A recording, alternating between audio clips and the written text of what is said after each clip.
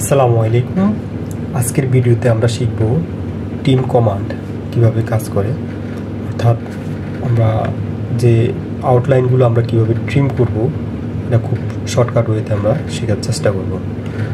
তো আমার এখানে কিছু লাইন টানা আছে, তো আমরা টিম কমান্ডের জন্য টি আর ডাবল ইন্টারফেস করব। আমরা যদি আলাদা আলাদা করতে চাই করতে পারবো ট্রিম, আর যদি সবগুলো একসাথে ট্রিম করতে চাই তাও করতে পারবো। টিম কমান্ডের আরও অনেকগুলো অপশন আছে, আর অনেকগুলো ওয়ে আছে, সেগুলো আমরা পরবর্তী কোনো একটা ভিডিওতে আলোচনা করব। আজকে এ পর্যন্ত।